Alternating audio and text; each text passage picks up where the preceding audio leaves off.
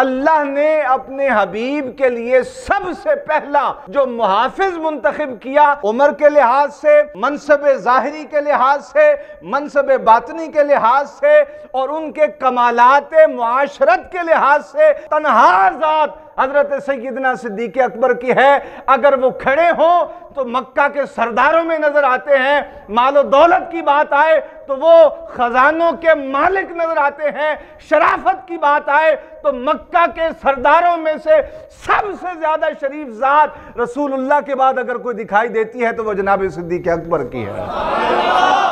کہا صبح قیامت جنت میں جب جنتیوں کو داخل کر دیا جائے گا، ایک زیارت ہوگی اللہ رب العالمین کے چہرہ با کمال کی، وہ ساری انسانیت کے لیے اجتماعی زیارت کروائی جائے گی۔ کہا جب سارے زیارت کر لیں گے پھر اللہ رب العالمین ابو بکر کی خدمتوں کا صلہ تنہا ابو بکر کو اپنے چہرے کا دیدار نصیب فرمائے گا۔ حضرت سیدنا صدیق اکبر رضی اللہ تعالیٰ عنہ جماعت صحابہ میں وہ ذات ہیں کہ جنہوں نے سب سے پہلے اللہ کے حبیب مکرم صلی اللہ علیہ وسلم کی دعوت حق، دعوت دین پہ لبیک کہا۔ روایات میں آتا ہے بہت سارے لوگ ایسے اسلام لائے کہ جب ان کے سامنے میرے آقا و مولا صلی اللہ علیہ وسلم نے دین کی دعوت پیش کی تو انہوں نے اس دین کے حق ہونے کے لیے، اس دین کی صداقت کے لیے اور سید عالم کے بحیثیت نبی اور رسول ہونے کے لیے دلیل مانگی کہ آپ کیا دلیل دیتے ہیں کہ آپ جس دعوت حق کو پیش کر رہے ہیں، جس دین کی دعوت پیش کر رہے ہیں وہ واقعتاً اللہ کا الہامی دین ہے۔ بہت سارے لوگوں نے نبی پاک صلی اللہ علیہ وسلم سے نبی اور رسول ہونے کی دلیل مانگی کہ آپ دعویٰ کر رہے ہیں کہ میں اللہ کی طرف سے رسول مبعوث کیا گیا ہوں۔ ظاہر ہے کہ آپ کی 40 سال ہمارے سامنے حیات کے گزرے ہیں اور ان 40 سالوں میں تو آپ نے ایک بار بھی نہیں کہا کہ میں نبی ہوں، رسول ہوں۔ اب یک 40 سال کے بعد آپ نے یہ کیسے کہہ دیا کہ آپ نبی بن گئے، آپ رسول بن گئے؟ آقا علیہ السلام نے پھر معجزات ظاہر کیے ان کی خواہشات کے مطابق، جیسے اللہ کا اذن تھا اپنے حبیب کو، وَأَمَّا السَّائِلَ فَلَا تَنْهَرْ، محبوب جو آپ کے دروازے پہ آئے اسے خالی نہیں لوٹانا، کسی کی ضرورت پوری کر دینا یہ بھی سخاوت ہے، اور کسی کے عقلی انتشار کو، فکری انتشار کو درست کر دینا یہ بھی سخاوت ہے۔ آپ کسی کو اس لیے وقت دے دیتے ہیں 5 منٹ 10 منٹ کہ یار میرے پاس بیٹھے گا تو یہ کوئی بات کر لے گا، تو اس کے ذہن میں جو دین حق اسلام سے متعلق یا قرآن کے متعلق یا آقا و مولا کے فرمان کے متعلق یا دین کے دیگر احکام کے متعلق جو کوئی شبہ ہوگا یہ بات کرے گا تو مجھے سمجھ آ جائے گی اور میں اس کی وضاحت کر دوں گا۔ یہ کسی کو فکری انتشار سے بچانا ہے اور یہ بھی سخاوت ہے۔ اللہ فرماتا ہے محبوب آپ کے دروازے پہ کوئی فکری کمزوری لے کے آئے یا مالی کمزوری لے کے آئے یا بدنی کمزوری لے کے آئے، وَأَمَّا السَّائِلَ فَلَا تَنْهَرْ، آپ کی شایان شان نہیں کہ آپ اسے خالی لوٹا دیں۔ جو آپ کی چوکھٹ پہ آ کے سوال کر دے محبوب آپ کا کام ہے اس کی جھولی بھر کے واپس بھیجیں، سائل کو خالی نہ لوٹایا کریں۔ تو نبی اکرم صلی اللہ علیہ وسلم لوگ آتے تھے اور اپنے مسائل پیش کرتے تھے تو سید عالم صلی اللہ علیہ وسلم ان کے شبہات کو دور کرتے، شکوک کو دور فرماتے دلائل سے۔ کبھی آیات مقدسہ نازل ہو جاتی اور کبھی آقا علیہ السلام کوئی معجزہ ظاہر فرما دیتے، لیکن کائنات صحابہ میں اور جماعت صحابہ میں کم و بیش 1.25 لاکھ صحابہ کرام علیہم الرضوان کی جماعت میں واحد ذات حضرت سیدنا صدیق اکبر رضی اللہ تعالی عنہ کی ہے کہ ایسے لگتا ہے ان کی حیات کو پڑھ کے جیسے 40 سال تک اللہ کے نبی حکمت کی وجہ سے خاموش رہے اور حکم نہ آنے کی وجہ سے اعلان نبوت نہیں فرمایا۔ حقائق پڑھ کے، آپ کی زندگی کے احوال پڑھ کے یوں محسوس ہوتا ہے کہ 40 سال تک صدیق اکبر انتظار کرتے رہے کب محبوب حکمت کے موتی رولیں، زبان کھولیں اور اعلان نبوت فرمائیں تو میں آگے بڑھ کے سید عالم صلی اللہ علیہ وسلم کے دامن رحمت سے وابستہ ہو جاؤں۔ بہت سارے لوگ آتے رہے وہ سوال کرتے رہے، کسی نے کوئی معجزہ مانگا، کسی نے کوئی دلیل مانگی، لیکن صدیق اکبر رضی اللہ تعالیٰ عنہ کے سامنے ایک بار حضور نے فرمایا، ابو بکر مجھے اللہ رب العالمین نے انسانیت کے لیے رسول مبعوث فرمایا ہے۔ راوی کہتے ہیں ابھی بات حضور کی زبان اقدس پر تھی تو صدیق اکبر نے عرض کی، یا رسول اللہ پھر دیر کس بات کی ہے، ہاتھ بڑھائیں اور مجھے قبول فرما لیں۔ یہ حضرت سیدنا صدیق اکبر رضی اللہ تعالیٰ عنہ کی ذات مقدسہ ہے کہ جو سب سے پہلے صحابی ہیں۔ اچھا، مولا علی المرتضیٰ شیر خدا رضی اللہ تعالیٰ عنہ سے متعلق بھی یہ روایت موجود ہے۔ آپ فرماتے ہیں کہ پیر کے دن حضور نے اعلان نبوت فرمایا اور اس سے اگلے دن میں نے آقا و مولا صلی اللہ علیہ وسلم کی امامت میں نماز ادا کی۔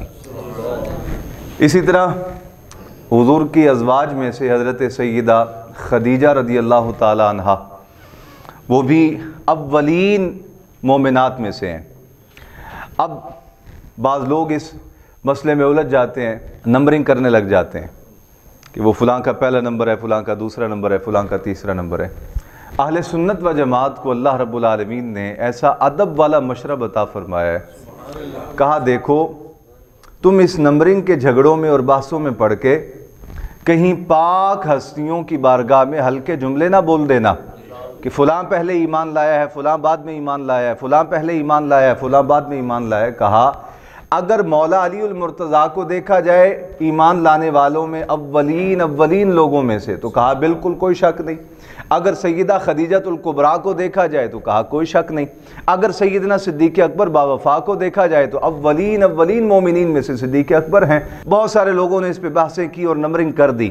ہمارے بزرگوں نے ہمیں یہ تلقین فرمائی، کہا ان جھگڑوں میں نہ پڑنا، یہ بارگاہ تحقیق نہیں، یہ بارگاہ ادب ہیں۔ ان کی نسبتوں کا حوالہ جب بھی ذکر کرنا تو ان کے مناسب ذہن میں رکھ کے بات کرنا۔ اب کہا دیکھو اگر مولا علی المرتضیٰ کو دیکھا جائے کہ یہ اولین مسلمانوں میں سے ہیں، تو کہا مولا علی المرتضیٰ جب ایمان لائے تو اس وقت علی المرتضیٰ کی عمر مبارک 9 یا 10 سال تھی۔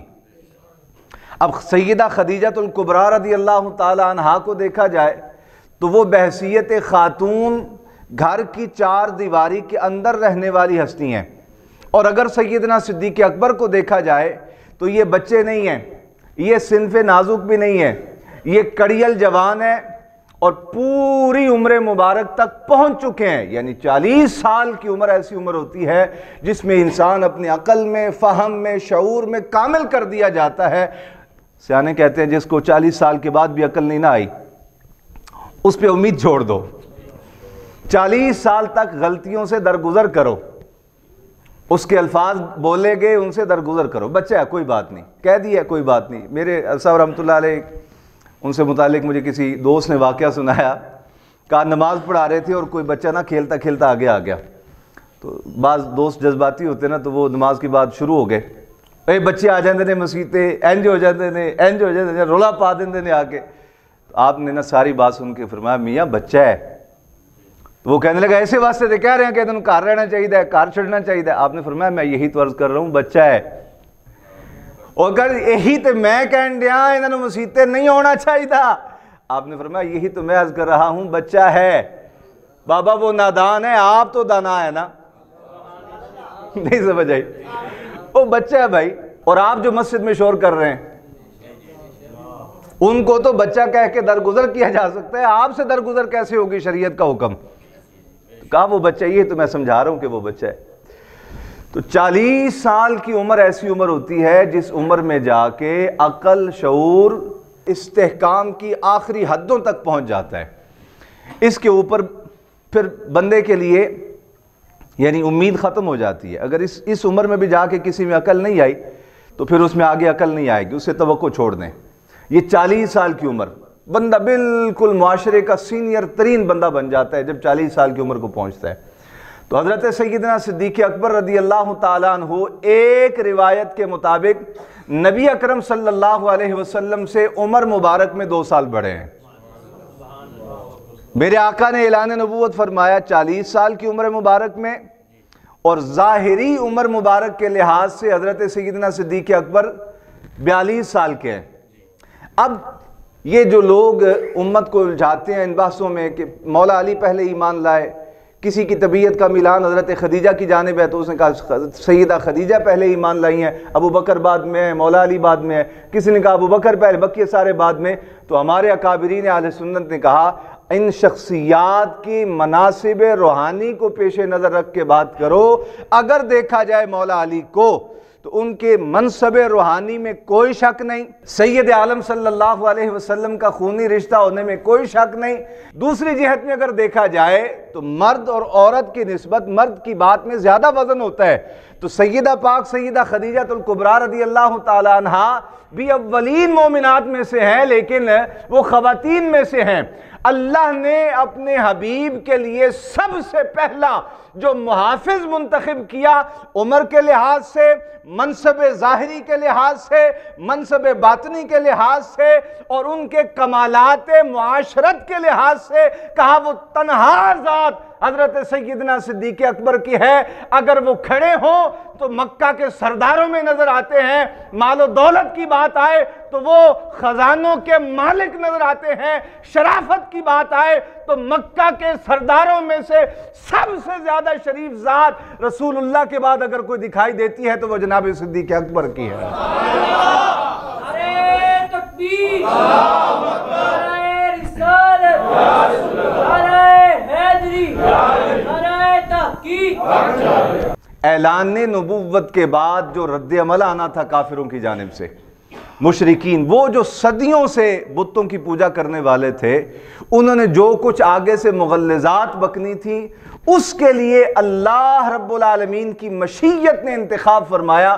کہا محبوب ابو بکر عمر میں بھی بڑے ہیں، منصب کے لحاظ سے بھی بڑے ہیں، مکہ کے سرداروں میں بھی شمار ہوتے ہیں، اور ان کی تجارت کے لحاظ سے ساری دنیا معترف ہے کہ ابو بکر تجارت میں اونچ نیچ نہیں کرتے، جو بات کہتے ہیں مال ویسا ہی ہوتا ہے. یعنی ظاہری لحاظ سے بھی کامل ذات ہے اور باطنی لحاظ سے بھی کامل ذات ہے. اس کی گواہی خود اللہ کے حبیب نے عطا فرمائی. کہا میرا ابو بکر اور میرا عمر یہ دو ایسے پاک لوگ ہیں.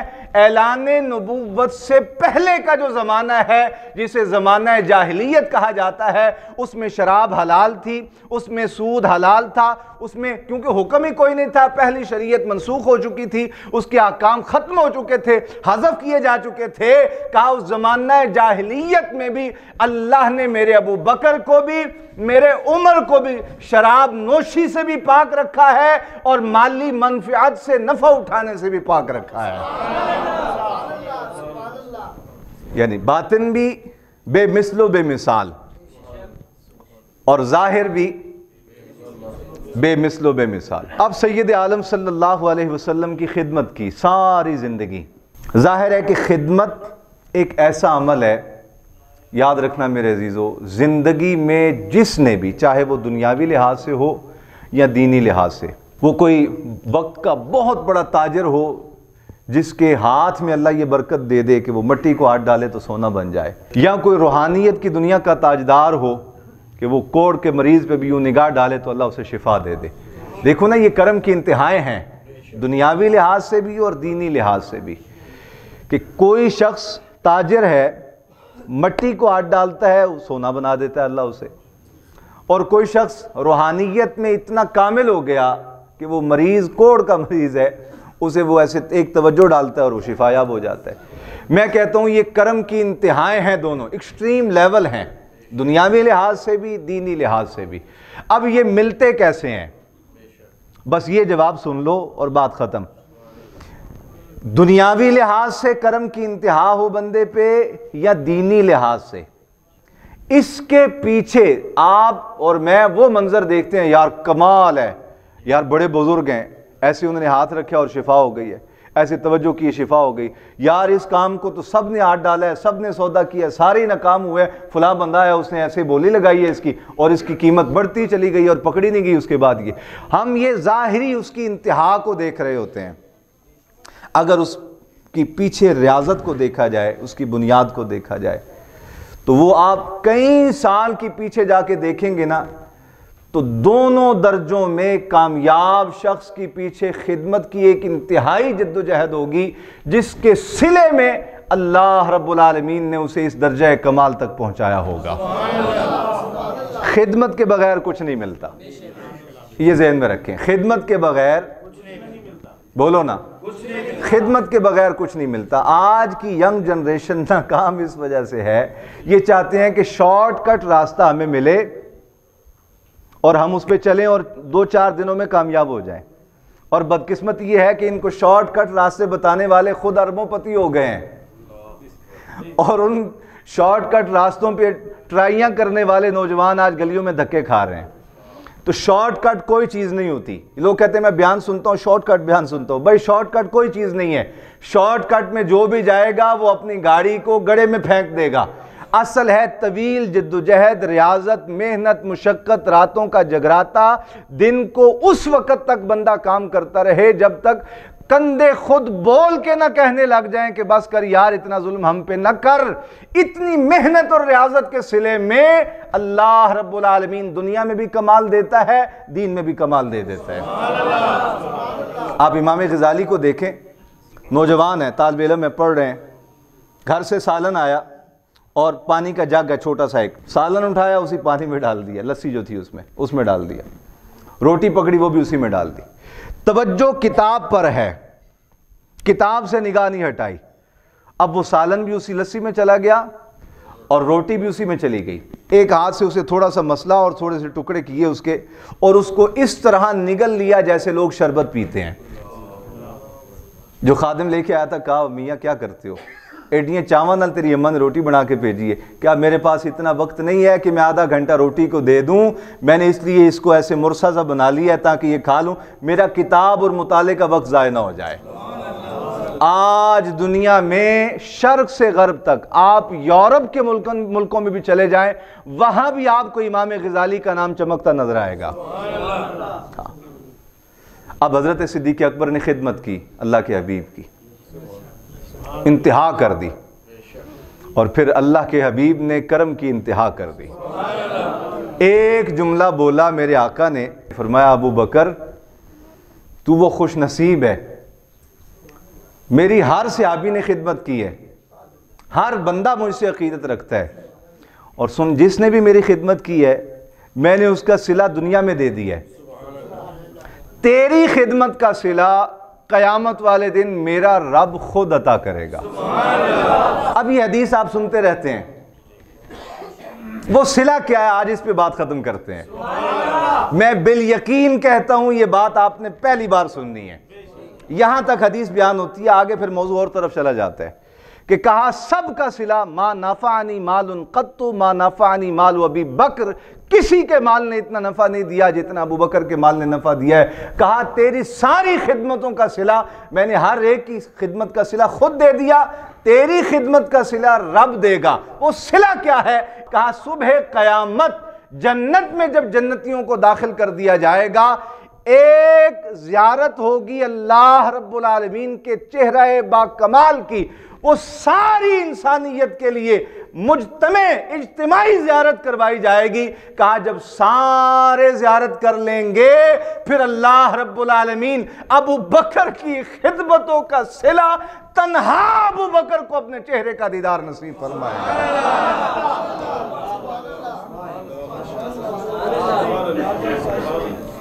حضرت آدم سے لے کے صبح قیامت تک کا ہر مومن ہم بھی دیکھیں گے انشاءاللہ، لیکن وہ اجتماعی زیارت سب کے لیے ہوگی۔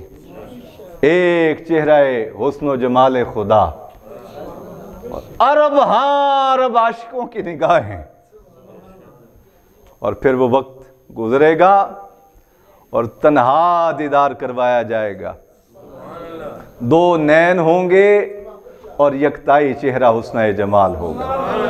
وآخر دعوانا الحمدللہ رب العالمین۔